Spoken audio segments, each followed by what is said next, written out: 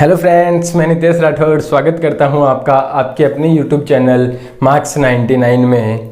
Friends, अपन ने जो अपनी रासायनिक अभिक्रियाएं हैं वो चैप्टर अपन पढ़ रहे थे। लास्ट लेक्चर में अपन ने डिसोसिएशन रिएक्शन जो अपनी अपघटनीय अभिक्रियाएं थी उसके बारे में पढ़ा था। लास्ट लेक्चर में कौन सा पढ़ा था हमने?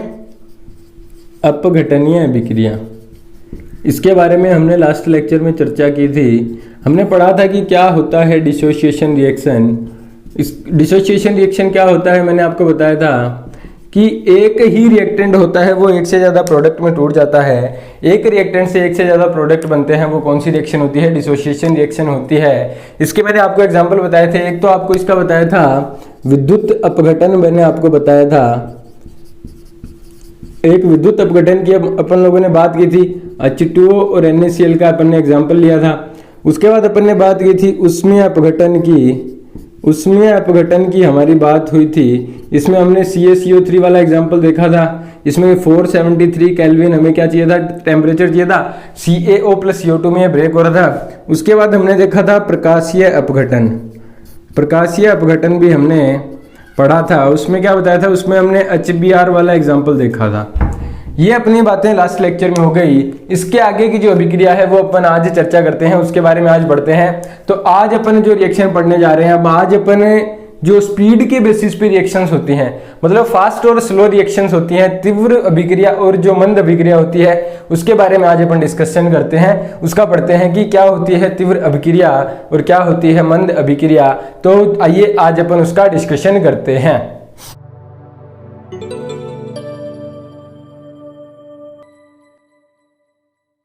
आज हम लोग पढ़ने जा रहे हैं फास्ट एंड स्लो रिएक्शंस, तीव्र तथा मंद अभिक्रियाएं।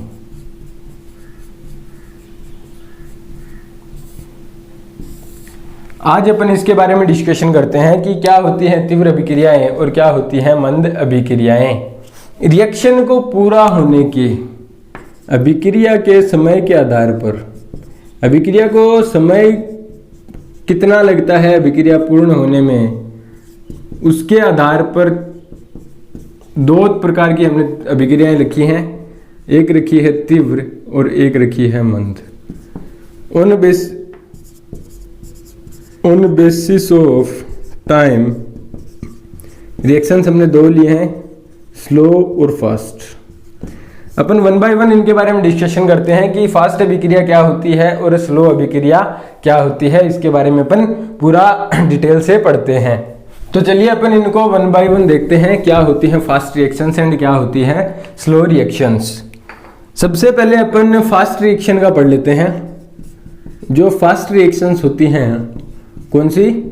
जो तीव्र अभिक्रियाएं हैं उनके बारे में अपन पढ़ लेते हैं।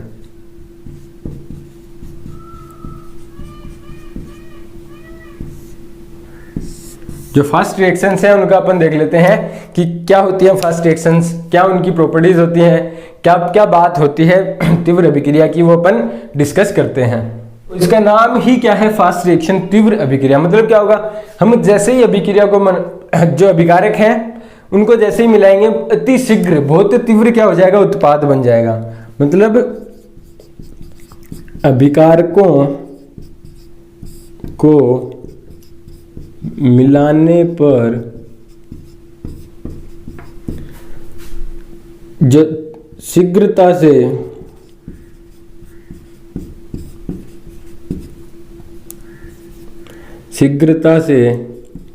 उत्पाद बन जाता है।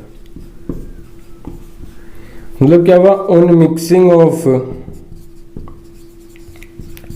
Reactants product forms vigorously. Vigorously का मतलब क्या होता है? फास्टली, बहुत शीघ्र। क्या होगा? जैसे ही हमने अभिकारकों को मिलाया तो क्या होंगे? वो जल्दी से अभिक्रिया करेंगे, बहुत फास्ट उनकी अभिक्रिया होगी, जो रिएक्शन होगी बहुत फास्ट होगी और क्या होगा? बहुत फास्टली क्या बन जाएगा? हमारा प्रोडक्ट बन जाएगा। मतलब रिएक्शन बहुत जल्दी पूरी हो जाएगी। सामान्यतः जो आयनिक अभिक्रियाएं होती हैं आयनिक अभिक्रियाएं जो होती हैं वो क्या होती हैं, फास्ट होती हैं। कौन सी? जो आयनिक रिएक्शंस होती हैं वो क्या होती हैं, फास्ट होती हैं। सामान्यतः जो फास्ट रिएक्शंस होती हैं वो कौन सी अपन मानते हैं, जो आयनिक अभिक्रिया होती हैं उनको अपन मानते हैं कि वो फास्ट रिएक्शंस होती हैं। तो मैंने आपको बताया था कि प्रबल क्षार और प्रबल अम्ल को अपन अगर मिला दें तो क्या होगा, उदासीनीकरण होगा। ये रिएक्शन भी क्या होती है, बहुत फास्ट होती है, शीघ्र हो जाती है। ये भी क्या होती है, तीव्र अभिक्रिया का एक उदाहरण है। एक प्रबल क्षार, जैसे अपन इसका एग्जांपल लें, अपन ले लेते हैं NaOH प्लस HCl। एक क्या है, प्रबल क्षार है, एक अम्ल है। इसमें क्या बनता है, NaCl प्लस H2O। ये रिएक्शन क्या होती है, बहुत फास्ट होती है, विग्योरस रिएक्शन होती है, बहुत तीव्र अभिक्रिया होती है। ये रिएक्शन होती है, इसको होने में जो टाइम लगता है वो अप्रोक्स लगता है 10⁻⁻10 सेकेंड। मतलब 1 सेकेंड का भी 1/10वां पार्ट। मतलब एक देखो रिएक्शन का कितना, मतलब 1 सेकेंड का भी कुछ ना कुछ पार्ट, इतने कम समय में ये अभिक्रिया पूरी हो जाती है। तो आप सोच सकते हो कि जो अभिक्रिया होती है वो कितनी फास्ट होती है, कितनी तीव्र अभिक्रिया वो होती है। इसका मैं आपको एक और एग्जांपल बताऊं, AgNO3 silver nitrate plus HCl। इसमें भी क्या होता है, AgCl बनता है प्लस क्या बन जाता है, नाइट्रिक एसिड बन जाता है HNO3। ये रिएक्शन भी क्या होती है, बहुत फास्ट रिएक्शन होती है, तीव्र अभिक्रिया होती है। अपन बात करते हैं जो प्रकाश संश्लेषण होता है, क्या होता है, फोटोसिंथेसिस जो होता है, प्रकाश संश्लेषण का अर्धायु काल। ये क्या है, आपसे कई बार पेपर में डायरेक्ट पूछ लिया जाता है कि प्रकाश संश्लेषण का अर्धायु काल कितना होता है। जो प्रकाश संश्लेषण का अर्धायु काल होता है वो होता है 10⁻12 सेकेंड। मतलब हाफ लाइफ ऑफ फोटोसिंथेसिस। जो प्रकाश संश्लेषण है उसका जो क्या होता है, अर्धायु काल जो हाफ लाइफ होता है वो 10⁻12 सेकेंड होता है। इसको अपन लिखते हैं T12। प्रकाश संश्लेषण का अर्धायु काल कितना होता है, 10⁻12 सेकेंड। ये भी क्या है, तीव्र अभिक्रिया का एक उदाहरण है। तीव्र अभिक्रिया होती क्या है, बहुत जल्दी पूरी हो जाती है। अभिकारकों को अपन जैसे मिलाएंगे अतिशीघ्र क्या बन जाएंगे, उत्पाद बन जाएंगे। रिएक्टेंट्स को जैसे हमने कंबाइन किया बहुत फास्टली प्रोडक्ट बन जाता है। वो रिएक्शंस कौन सी होती हैं, फास्ट रिएक्शंस होती हैं। उनको एक अपन ने एग्जांपल देखा, स्ट्रॉन्ग बेस और स्ट्रॉन्ग एसिड को अपन ने मिलाया तो जो हमारा क्या होता है, न्यूट्रलाइजेशन होता है। उसमें जो टाइम लगता है वो अप्रोक्स लगता है 10⁻⁻10 सेकेंड। मतलब इतने कम समय में वो अभिक्रिया पूरी हो जाती है। एक अपन ने एग्जांपल देखा प्रकाश संश्लेषण का अर्धायु काल, हाफ लाइफ देखा हमने फोटोसिंथेसिस का, उसमें जो टाइम लग रहा है वो कितना लग रहा है, 10⁻12 सेकेंड। अर्धायु काल क्या होता है, यहां पे नाम आया एक नया, अर्धायु काल। अभिक्रिया को आधा होने में, अभिक्रिया को आधा होने में लगा समय, मतलब अभिक्रिया आधी हो जाती है उस तक जो समय लगता है उसको क्या बोलते हैं अपन, अर्धायु काल बोलते हैं, हाफ लाइफ बोलते हैं।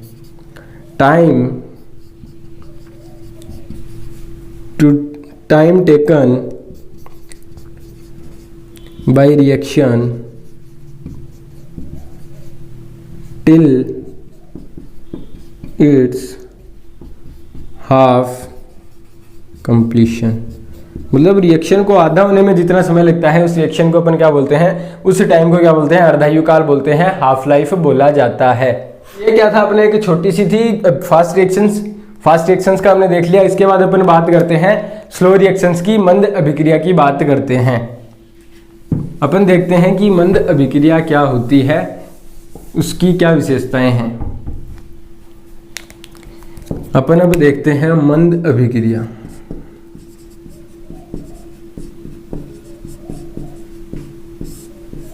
हम लोग क्या पढ़ने जा रहे हैं, स्लो रिएक्शंस। अपन देखते हैं क्या होती है स्लो रिएक्शंस, क्या इसकी विशेषताएं हैं, क्या प्रॉपर्टीज हैं, उसके बारे में अपन पढ़ते हैं। मंद, स्लो का मतलब रिएक्शन को होने में ज्यादा टाइम लगेगा। मतलब क्या होगा, अभिक्रिया को होने में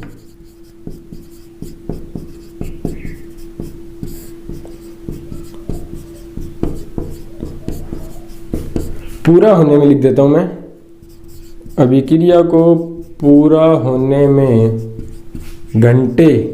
घंटे लग सकते हैं, दिन लग सकते हैं या साल तक लग जाते हैं। आपने देखा होगा लोहे के जो घर पे कुछ मान लो गेट वेट है तो उसमें जंग लगता है। ऐसा तो नहीं कि एक साथ ही पूरा गेट जंग लग जाता है, पूरा गेट जो हमारा है वो जंग से पूरा खराब हो जाता है, धीरे धीरे वो खराब होता है। मतलब जंग लगने का जो अभिक्रिया है वो कौन सी अभिक्रिया होती है, मंद अभिक्रिया होती है, स्लो रिएक्शन होती है। रस्टिंग जो होता है, रस्टिंग ऐसे तो नहीं कि एक साथ पूरा रस्टिंग हो जाता है, एक साथ नहीं होता, स्लो होता है, बहुत धीरे धीरे होता है। इसलिए वो एग्जाम्पल किसका हो गया, मंद अभिक्रिया का हो गया, स्लो रिएक्शन का एग्जाम्पल हो गया। जंग का लगना, लोहे में इसका जो एग्जाम्पल देखा हमने, लोहे में जंग लगना, रस्टिंग ऑफ आयरन। लोहे में जंग जो लगता है वो किसका एग्जाम्पल है, मंद अभिक्रिया का, स्लो रिएक्शन का एग्जाम्पल है। इसकी अपन ने जो रिएक्शन है, जो जंग लगने की रिएक्शन होती है वो मैं आपको बताता हूं, उसकी अपन बात करते हैं। क्या होगा, एक तो आयरन होगा, ऑक्सीजन की प्रेजेंस होगी, ह्यूमिडिटी होगी, आर्द्रता होगी, नमी होगी, तभी तो क्या होगा, रिएक्शन होगा। और इसमें जो बनता है वो क्या बनता है, Fe2O3.2H2O। ये क्या होता है, जंग होता है, रस्ट होता है। 2 की जगह क्या होता है, 3H2O होता है। अपन इस रिएक्शन को बैलेंस कर लेते हैं। आयरन वहां पे 2 है, मैं सबसे पहले मैंने क्या बताया था, पहले ऑक्सीजन और हाइड्रोजन को छोड़ के जितने भी है बैलेंस कर लो। मैंने ऑक्सीजन हाइड्रोजन को छोड़ा, आयरन बचा, आयरन को मैंने बैलेंस किया। वहां पे 2 आयरन थे, यहाँ भी 2 कर दिए। उसके बाद क्या करेंगे, हाइड्रोजन को बैलेंस करेंगे। हाइड्रोजन वहां पे कितने हैं, 6 हाइड्रोजन है, तो मैं यहाँ पे 3 से मल्टीप्लाई कर दूंगा, 6 हाइड्रोजन हो गए। ऑक्सीजन कितने हैं उस साइड ऑक्सीजन है 3 और 3 6। इस साइड कितने हैं, 3 तो ये रहे और 2 ये रहे। मतलब हमें कितने चाहिए, यहाँ पे अपन ऑक्सीजन लेंगे, अपन इस साइड से ऑक्सीजन को बैलेंस करते हैं। मैं यहां 2 से मल्टीप्लाई कर रहा हूं, आयरन मैंने कितने कर दिए, 4 कर दिए, तो मैं यहां 4 लिख दे रहा हूं। 4 आयरन हो गए, हाइड्रोजन कितने हो गए, 6 तो ये थे, दूनी 12 हो गए। मतलब यहाँ पे किससे मल्टीप्लाई होगा, 6 से। हाइड्रोजन मैंने क्या किया, आयरन 4 किए, तो यहाँ पे 6 दूनी 12 क्या हो गए, हाइड्रोजन हो गए, 12 हाइड्रोजन हो गए, तो मैंने 12 हाइड्रोजन कर दिए। तो अब ऑक्सीजन को गिनते हैं, 3 ऑक्सीजन ये रहे और 3 ये रहे, 6 दूनी 12 यहाँ पे हो गए, तो 6 ये रहे और 6 ये रहे, 12 ऑक्सीजन हो गए। क्या हुआ, 4 आयरन हो गए, ऑक्सीजन भी बैलेंस हो गए। तो इस प्रकार से अपन रिएक्शन को बैलेंस करना मैंने आपको पहले ही सिखा दिया था। ये जो लोहे में जो जंग लगता है, वो जो रिएक्शन होती है वो इस प्रकार से होती है। लोहा है, ऑक्सीजन की प्रेजेंस होती है और पानी, नमी होती है, नमी के कारण ही क्या होता है, जंग लगता है। तो उसकी जो अभिक्रिया होती है वो इस प्रकार से होती है, और ये बहुत धीरे धीरे अभिक्रिया होती है। मतलब रिएक्शन बहुत मंद होती है, बहुत स्लो रिएक्शन होती है। इसको होने में कई साल लग जाते हैं। तो ये किसका एग्जाम्पल है, मंद अभिक्रिया का, स्लो रिएक्शन का एग्जाम्पल है। और अगर अपन इसका एग्जाम्पल देखें तो KClO3 जो होता है, इसको अपन हीट करते हैं तो यहाँ पे बनता है KCl+O2। करते हैं,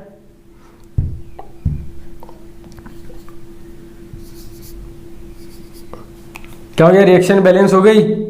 तो एक एग्जाम्पल ये है। एक और एग्जाम्पल मैं आपको बताऊं, एसिटिक एसिड जो होता है, इसको अगर अपन C2H5OH जो इथेनॉल होता है, दारू के साथ अभिक्रिया कराएं तो इसमें बनता है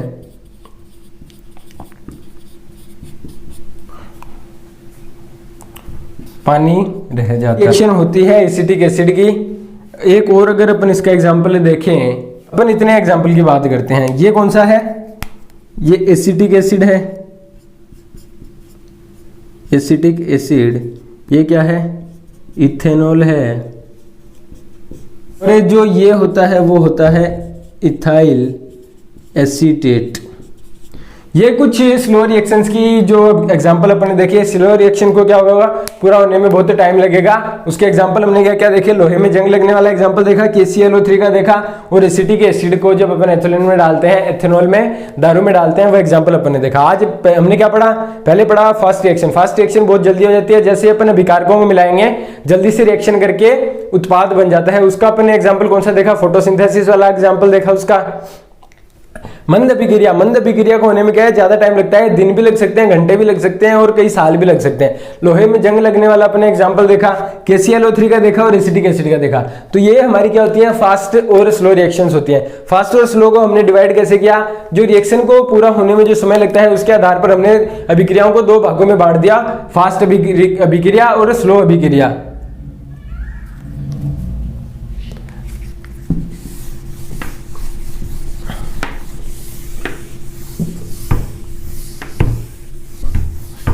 फास्ट और स्लो रिएक्शन पढ़ लिया। अब जो अपन पढ़ने जा रहे हैं वो पढ़ने जा रहे हैं उत्क्रमणीय और अनुत्क्रमणीय। बात करते हैं अपन कौन सा उत्क्रमणीय अभिक्रिया होती है, कौन सी अनुत्क्रमणीय अभिक्रिया होती है। उत्क्रमणीय और अनुत्क्रमणीय अभिक्रियाएं, रिवर्सिबल और इररिवर्सिबल।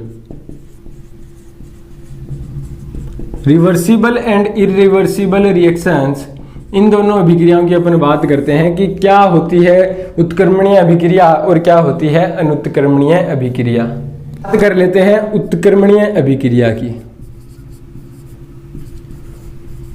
उत्क्रमणीय अभिक्रिया अपन पहले पढ़ लेते हैं रिवर्सिबल रिएक्शन। क्या होता है रिवर्सिबल रिएक्शन, क्या इसकी विशेषताएं होती हैं, कैसे पूरी होती है, क्या अभिकारक होते हैं, क्या उत्पाद होते हैं, इसके क्या एग्जाम्पल हैं, उनकी अपन चर्चा करते हैं। रिवर्सिबल ना पढ़ के क्या है, रिवर्सिबल आपको इजीली समझ आ जाएगा। अपन पहले इररिवर्सिबल पढ़ लेते हैं। अपन अनुत्क्रमणीय अभिक्रिया पहले पढ़ेंगे। अपन पढ़ेंगे अनुत्क्रमणीय अभिक्रिया। अपन देखते हैं क्या होता है अनुत्क्रमणीय अभिक्रिया। क्या होगा,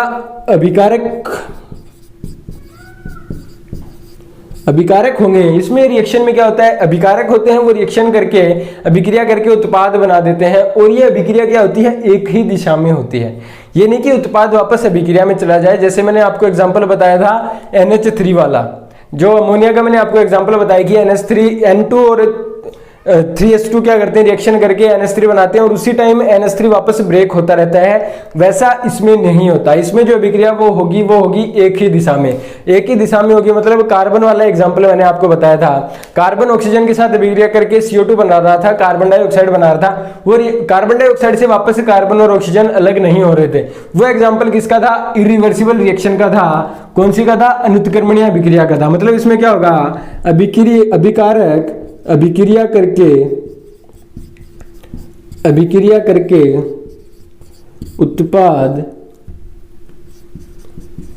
बनाते हैं तथा यह अभिक्रिया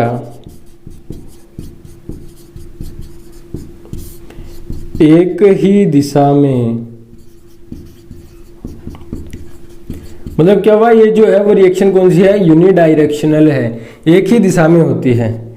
मतलब reactants react with each other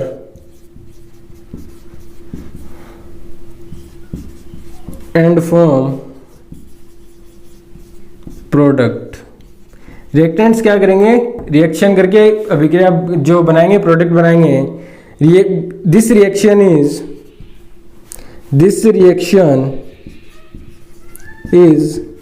unidirectional। मतलब क्या, ये रिएक्शन एक ही दिशा में होती है, दोनों तरफ नहीं जाती। ऐसा नहीं होगा कि अभिक्रिया से उत्पाद बन रहा है और उसी समय उत्पाद से वापस अभिकारक बन रहा है, ऐसा नहीं होगा। इसमें क्या होगा, अभिकारक से उत्पाद बन रहा होगा, सीधा एक ही डायरेक्शन में रिएक्शन हो रही होगी। तो रिएक्शन एक ही डायरेक्शन में हो रही है तो क्या होगा, जो अभिकारक है, अभिकारकों की, अभिकारक क्या होंगे, कम होते जाएंगे, मतलब उनकी सांद्रता घटती रहती है। और उत्पादों की सांद्रता बढ़ती जाती है। अपन क्या लिखेंगे, concentration of reactants decreases continuously and concentration of a product increases continuously। मतलब क्या होगा, जो अभिकारक है उनकी सांद्रता लगातार घटती रहेगी और जो उत्पाद है उसकी सांद्रता लगातार बढ़ती रहेगी। ये क्या होती है, अनुत्क्रमणीय अभिक्रिया होती है। इसके अपन एग्जाम्पल देखते हैं।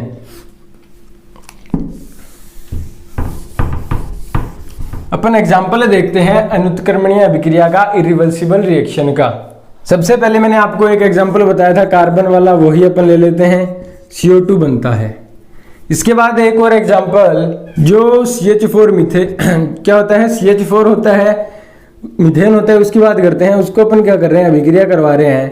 तो यहाँ पे जो बनता है वो बनता है CO2 + H2O। रिएक्शन मैंने बैलेंस करके लिख दी है। ये कौन सी एग्जाम्पल है, जो रिएक्शन के एग्जाम्पल हैं वो है इरिवर्सिबल रिएक्शन के। ये क्या हो रहे हैं, एक ही डायरेक्शन में, ये अभिक्रिया एक ही डायरेक्शन में हो रही है। एक ही डायरेक्शन के लिए अपन कौन सा साइन यूज करते हैं, ये वाला साइन यूज करते हैं। मैंने आपको पहले ही बता रखा है। तो ये इसके एग्जाम्पल हो गए। इसमें क्या होगा, अभिकारकों की सांद्रता घटती जाएगी और उत्पादों की सांद्रता बढ़ती जाएगी। जो रिएक्टेंट्स है उनकी कंसेंट्रेशन घटती जाती है और जो प्रोडक्ट है उसकी कंसेंट्रेशन बढ़ती जाती है। रिएक्शन क्या होती है, यूनिडायरेक्शनल होती है, एक ही डायरेक्शन में प्रोसीड होती है। ये बात हो गई इरिवर्सिबल रिएक्शन की। इसमें एक ही डायरेक्शन में हो रही है। मतलब क्या हुआ, अभिकारक से उत्पाद बन गया, मतलब एक नई चीज बन गई। नई चीज बन गई मतलब इसमें क्या है, रासायनिक बदलाव। रासायनिक बदलाव में क्या हो रहा था, नई चीज बन रही थी, वापस नहीं आ रहा था मूल अवस्था में। ये कौन सा है, केमिकल चेंज का भी उदाहरण है। जो इरिवर्सिबल रिएक्शन होती है, अनुत्क्रमणीय अभिक्रिया होती है, वो उसमें क्या होता है, रासायनिक बदलाव होता है, केमिकल चेंज होता है। ये अपनी बात हो गई इरिवर्सिबल रिएक्शन की। अब अपन बात करते हैं रिवर्सिबल रिएक्शन की, उत्क्रमणीय अभिक्रिया की।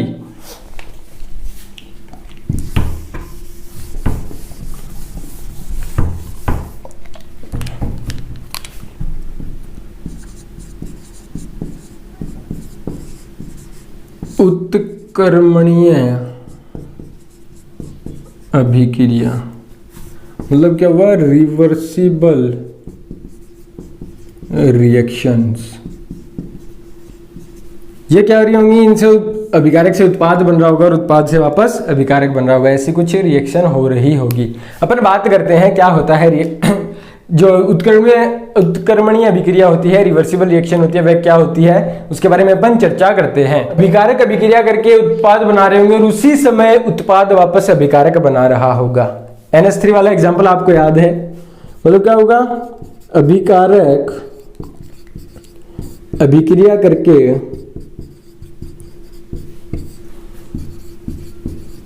उत्पाद बनाते हैं तथा उसी समय उत्पाद से वापस अभिकारक बनते रहते हैं। मतलब क्या होगा, अभिकारक अभिक्रिया कर रहे होंगे और वो क्या बना रहे होंगे, उत्पाद बना रहे होंगे, बट उसी समय क्या होगा, जो उत्पाद है उससे वापस से अभिकारक बन रहा होगा। मतलब क्या होगा, reactants react to form product and at the same time product is also forming reactants again। मतलब क्या रहा होगा, अभिकारकों से उत्पाद बन रहे होंगे बट उसी समय उत्पाद से वापस अभिकारक बन रहे होंगे। क्या होगा, रिएक्टेंट रिएक्ट करके प्रोडक्ट तो बना रहे हैं बट प्रोडक्ट वापस ब्रेक होके क्या हो रहे हैं, रिएक्टेंट बन जा रहा है। ऐसी जो रिएक्शंस होती हैं वो रिएक्शंस कौन सी होती हैं, रिवर्सिबल रिएक्शन होती हैं। उत्क्रमणीय अभिक्रिया होती है, दोनों दिशा में होती है। अभिक्रिया क्या होगा, दोनों दिशा में हो रही होगी।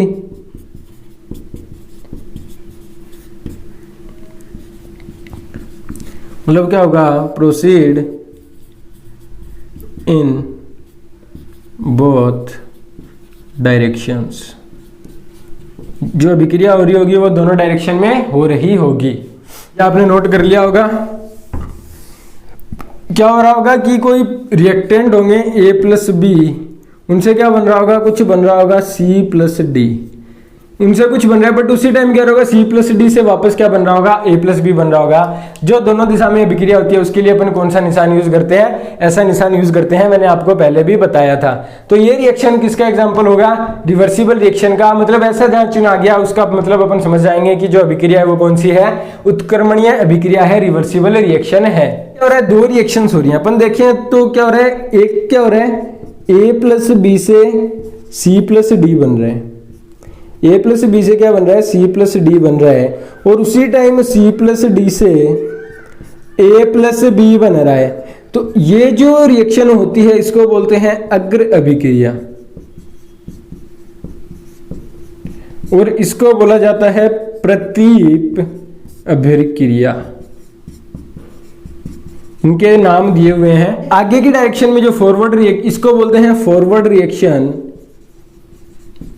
और इसको बोला जाता है बैकवर्ड रिएक्शन।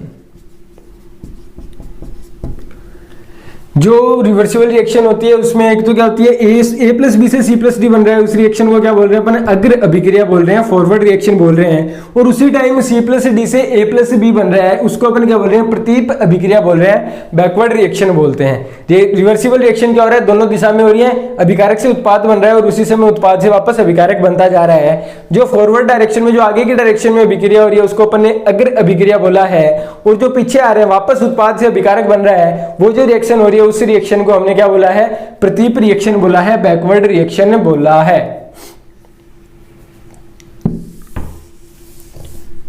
अपन इसके एग्जाम्पल से देखते हैं कि जो रिवर्सिबल रिएक्शन है उसके कुछ एग्जाम्पल्स जो हैं उनकी अपन बात कर लेते हैं। अपना प्यारा एग्जाम्पल मैंने आपको बताया था, N2 प्लस 3H2, इससे क्या बनता है, 2NH3 बनता है।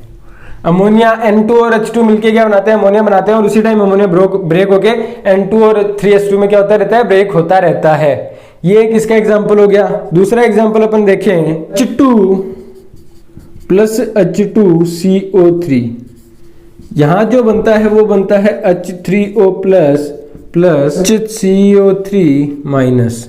ये रिएक्शन भी क्या होती है, उत्क्रमणीय अभिक्रिया होती है, रिवर्सिबल रिएक्शन होती है।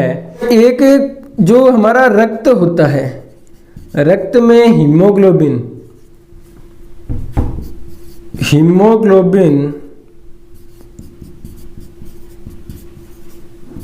का CO2 एंड O2 का वहन। हमारे रक्त में क्या है, CO2 भी है और O2 भी है। हीमोग्लोबिन क्या करता है, CO2 और जो ऑक्सीजन है उनको सेपरेट रखता है, और उसको क्या है, एक ऑक्सीजन हमारे जो हृदय है, हृदय से शरीर में ऑक्सीजन जाती रहती है, और शरीर से जो कार्बन डाइऑक्साइड है वो आती रहती है। वो भी रिएक्शन क्या है, उत्क्रमणीय अभिक्रिया होती है, रिवर्सिबल रिएक्शन होती है। इसको हीमोग्लोबिन HEAMOGLOBIN, हीमोग्लोबिन क्या करता है, ब्लड में जो हीमोग्लोबिन होता है वो क्या करता है, CO2 और ऑक्सीजन का जो वहन करता है, मतलब उनको लाने ले जाने का काम हीमोग्लोबिन के द्वारा होता है। वो भी रिएक्शन किसका एग्जाम्पल है, रिवर्सिबल रिएक्शन का एग्जाम्पल है। तो यहाँ पे जो अपने अभिक्रियाओं के प्रकार थे वो सारे खत्म होते हैं। हमने अभिक्रियाओं के कौन से उदाहरण देखे, कौन से प्रकार देखे, संयुग्मन अभिक्रिया, एडिशन रिएक्शन का देखा, दो कोई अभिकारक थे मिलके एक उत्पाद बना रहे थे। उसके बाद हमने क्या देखा, रिप्लेसमेंट रिएक्शन।